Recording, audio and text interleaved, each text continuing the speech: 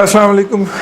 بہت دنوں سے آئی پی پیز کے حوالے سے ایک حکومت نے رپورٹ جاری کی ہے. اگرچہ کچھ لوگوں کی یہ بھی سازشی تھیوری ہے کہ یہ رپورٹ جاری کی گئی ہے تاکہ جو شوگر والی اور آٹے والی رپورٹ ہے اس کو پس منظر میں دھکیلا جا سکے, اور جس طرح اس کا نیب نے نوٹس لے لیا اور جس طرح اس کے اوپر جو ہے وہ مسلط کر دیے گئے ہیں, اس لیے مطلب ہے کہ اس کے اوپر مٹی پاؤ کام ہی چلنا ہے. لیکن تھوڑا سا ہم نے کہا کہ باقی باتیں تو ہو ہی رہی ہیں, پس منظر تھوڑا سا اس کا بیان کر دیں. مجھے یاد ہے کہ سرتاج عزیز صاحب فائنانس منسٹر تھے نواز شریف صاحب کے پہلے پرائم منسٹرشپ کے دور کے اندر 90 سے 93 تک کا دور جو تھا, اور لاہور میں ہونڈا کی فیکٹری کا افتتاح تھا لاہور کے پاس ملتان روڈ کے اوپر. تو اس کے افتتاح کے لیے وہ تشریف لائے, ہم بھی ایز اے رپورٹر وہاں پہ موجود تھے. اور ویسے بائی دا وے ان سے اس انٹریکشن کے 2 دن بعد نواز شریف صاحب کی حکومت ختم ہو جاتی. اور اس وقت ان سے میں نے سوال کیا تھا ہبکو کے بارے میں کہ ہبکو جو ہے وہ, اور کیپکو کی پرائیویٹائزیشن ہو رہی تھی. ہبکو جو ہے وہ پرائیویٹ سیکٹر میں سب سے بڑا پاور کا پروجیکٹ لگنے جا رہا تھا. فرنس آئل بہت سستا تھا, 4000 ٹن یا 5000 ٹن یا 8000 ٹن, 4 سے 8000 ٹن کی رینج میں گھومتا رہتا تھا, جو کہ بعد میں 40,000 42,000 اور 32,000 ٹن پہ چلا گیا اسی ایکسچینج ریٹ کے اوپر. لیکن یہ کام چل رہا تھا.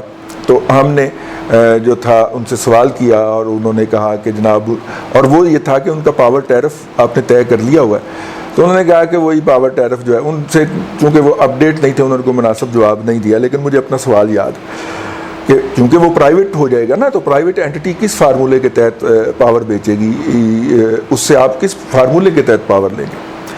خیر, پہلی پالیسی اس حوالے سے بے نظیر کے دور کے اندر آئی, اور بے نظیر کے دور کے اندر اچھا سرتاج عزیز صاحب نے کہا کہ دیکھیے وہی ہے نا, ہم تو 2.5 سے 3.5 سینٹ دیں گے پر یونٹ ان کو.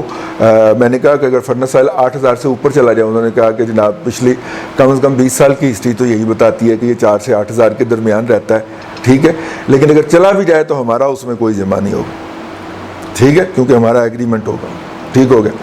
2.5 سے 3.5% پر سینٹ, امریکن سینٹ, ڈالر کے سینٹ, یہ ذہن میں رکھنا آپ. اس کے بعد جناب ان کی حکومت چلی گئی, بینظیر بھٹو صاحبہ کی حکومت آئی. زرداری صاحب اس کے اندر جو تھے وہ اصل فورس بیہائنڈ دی گورنمنٹ تھے.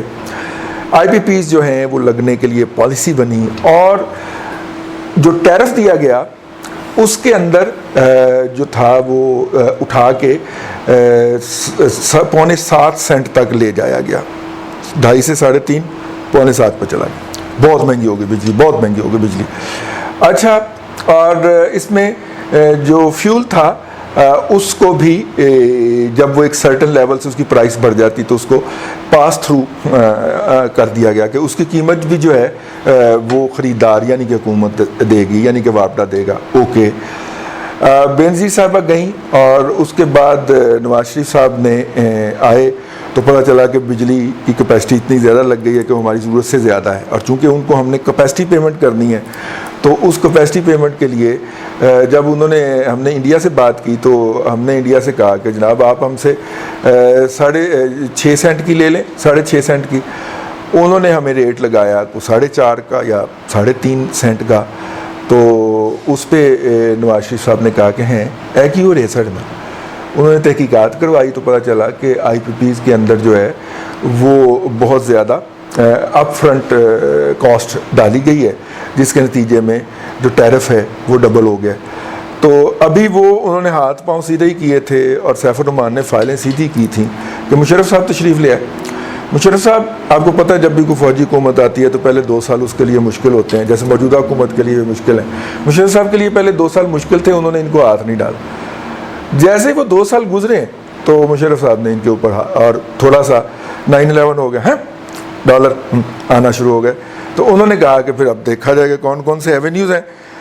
ہمارے والے تو آتے ہی سرگرم ہو گئے تھے نا, دوائیوں پہ ہاتھ ڈال, 2600 ارب روپیہ کوئی کہتا ہے, میرا خیال ہے کہ اماؤنٹ اس سے بہت زیادہ ہے, وہ اڑا لے, اور جناب چینی آٹا سب کچھ تباہی پھیر کے رکھ دی.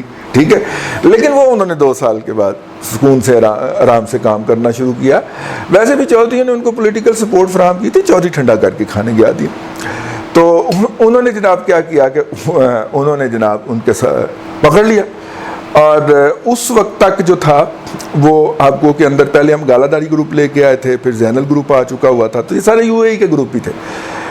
انہوں نے ان کو گردن سے پکڑ لیا اور وہ چلے گئے international ICC international chamber of commerce ہے، اس کی ثالثی کی کلاس تھی کہ اگر کوئی ہمارے درمیان کوئی مسئلہ ہوگا تو ہم عدالت میں نہیں جائیں گے، ہم ثالثی میں جائیں گے. تو ثالثی کے لیے ICC international chamber of commerce کی ثالثی، عدالت نہیں. ٹھیک ہے، لوگ اس کو ICJ اور ادھر ملا دیتے، نہیں وہ نہیں، یہ ثالثی تھی.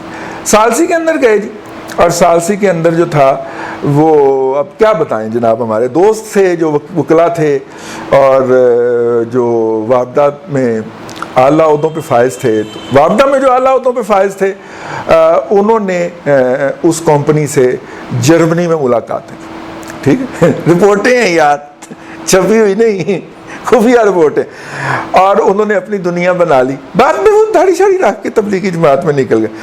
اور جو وکیل صاحب تھے ان کے چونکہ روابط قائم ہو گئے نا، اس کے بعد پھر ہائی کورٹ کے جج اور پھر سپریم کورٹ کے جج اور پھر وہ سارا ان کی بھی دنیا سنور گئی، ٹھیک ہو گئے. تو لیکن جو اس نیگوسیشن کا نتیجہ نکلا وہ یہ تھا کہ جی 7.25 سینٹ کی بجائے نا آپ 6.25 سینٹ دے دیجئے گا، لیکن اس کے عوض آپ کو ہم 20 سال کی بجائے آپ کی عمر بڑھا کے ہم 30 سال کر رہے ہیں آپ کے کانٹریکٹ کی ایج. کوئی سمجھ آتی ہے بات؟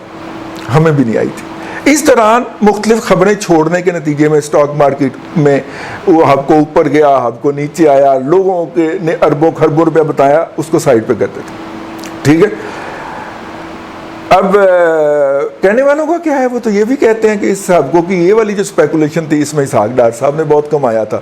میں اسحاق ڈار صاحب جو تھے وہ ماشاءاللہ کی کسٹڈی میں تھے، اپنے گھر میں بیچارے نماز پڑھتے تھے، اس وقت ان کو باہر نکلنے کی بھی اجازت نہیں تھی. تو اس صورت کے اندر آپ جو ہیں ان کے اوپر الزام لگا دیتے ہیں یار. خیر ایک تو جملہ معترضہ تھا. اینی ہاؤ بات آگے بڑھی اور وہی جو پالیسی تھی اس کے تحت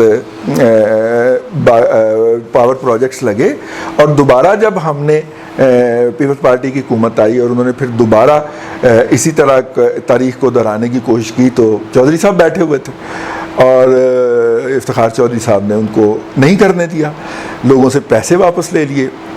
اور میاں صاحب جب آئے تو میاں صاحب نے پھر آ کے اسی پالیسی کے تحت جو کہ بنائی بے نظیر نے تھی اور جس پہ کے اوپر نظر ثانی کی تھی مشرف صاحب نے، اسی پالیسی کو جمع تفریق کر کے اور چینیوں کے ساتھ معاہدے کر لی. ٹھیک ہے، اور اس کے اوپر وہ پروجیکٹ لگ گئے جن کے اندر جو ہے وہ بہت لوٹ مار ہوئی ہے. اب اگر وہ لوٹ مار ہوئی ہے تو اس لوٹ مار کا دائرہ کار جو ہے وہ بنیادی طور پہ تو بے نظیر بھٹو کے دور سے شروع ہونا چاہیے. ٹھیک ہے، اب بے نظیر بھٹو کے دور سے شروع ہو کے مشرف صاحب تک، اور مشرف صاحب کا دور مائنس کر دیں جی اس میں، اگر وہ مائنس کر دیں تو اس لوٹ مار کا پتہ ہی نہیں چلتا. 2008 سے 18 تک تو اس کے اندر کوئی پالیسی چینج آئی نہیں ہے، کوئی میجر پالیسی شفٹ آیا ہی نہیں ہے. اسی کے اندر جمع تفریق ہوتی رہی ہے نا جو بنیادی ڈاکومنٹ ہے. ٹھیک ہے، تو ایک جمع تفریق جو تھی وہ مشرف صاحب نے کی، دوسری جمع تفریق جو تھی وہ نواز شریف صاحب نے کی، اور نواز شریف صاحب نے جو جمع تفریق کی وہ چینیوں کے ساتھ کی. اور چینیوں نے جو ہے وہ پرائم منسٹر عمران خان کافی دن ہو گئے ہیں دورے پہ گئے ہوئے چائنا کے، ہے نا، تو آخری دورے پہ انہوں نے کچھ ایسی باتیں کہی تھیں کہ جس کے بعد پھر انہوں نے آگے کہا کہ چینیوں کے جو پروجیکٹ ہے نا اس کو ری اوپن نہیں کیا جائے گا. ٹھیک، تو پھر کن کے پروجیکٹ کو ری اوپن کیا جائے گا؟ ان پروجیکٹس کو کیا جائے گا جو جن سے یہ ثابت کیا جا سکے کہ اس کے بینیفیشری نواز شریف صاحب تھے. اب مسئلہ یہ ہے کہ جتنے بھی پروجیکٹس ہیں جو بے نظیر بھٹو کے دور میں لگتے ہیں وہ نواز شریف صاحب کے ساتھیوں نے تو لگائے نہیں تھے. الزام یہی لگتا ہے کہ جناب میجر پروجیکٹ لگانے والے نواز شریف کے دوست تھے یا ان کے قریبی تھے، میاں منشا اینڈ کمپنی تھے، لیکن انہوں نے تو لگائے نہیں. میاں منشا صاحب کے پاس کیا ہے؟ AES لال پیر اور AES پاک جن. ٹھیک ہے، خریدے ہیں ابھی انہوں نے، ٹھیک، نشان پاور تو بعد میں لگا، IPP کے تحت تو نہیں لگا، انہوں نے خریدے ہیں نا. کن سے خریدے ہیں؟ امریکن سے خریدے. جب مشرف صاحب کے دور کے اندر گردن ناپی ہے آپ نے تو امریکن بھاگ گئے ہیں نا یہاں پہ، ٹھیک ہے، AES امریکن ادارہ ہے نا، تو وہ لال پیر اور پاک جن جو ہیں ادھر سے خریدے ہیں. تو جو ٹرمز اینڈ کنڈیشن آپ کو امریکنز نے آپ نے امریکنز کو آفر کی ہوئی تھی، میاں منشا صاحب تو وہی انجوائے کریں گے نا. یہ تو نہیں ہو سکتا کہ چونکہ اب میاں منشا صاحب کی بدقسمتی ہے کہ وہ پاکستانی ہیں اور پاکستان میں رہتے ہیں تو اب آپ نے ان کو رگڑا لگانا ہی لگانا ہے، ٹھیک ہے. تو اس لیے پاکستان کے اندر جو ہے وہ قانون کچھ اس طرح کا ہے کہ دنیا بھر کے اندر اصول ہے کہ you are innocent until proven guilty. آپ معصوم ہیں جب تک کہ آپ ملزم یا مجرم ثابت نہ ہو جائیں. پاکستان کے اندر ہے کہ you are guilty until proven innocent.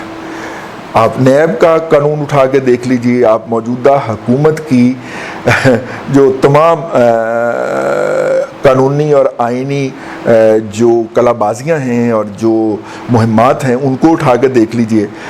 اور اب تو یہ ہو گیا ہے کہ you are guilty even you are proven innocent, کیونکہ جتنی آپ کی ایسی تیسی ماں بہن ہو جاتی ہے، سوشل میڈیا کے اوپر 420 لاکھ کے کتے کر دیتے ہیں، اس کے بعد تو آپ ثابت بھی ہو جائیں کہ آپ معصوم ہیں تو damage is already done. Perception تو آپ کا خراب کر دیا نا انہوں نے ایک رات کے اندر.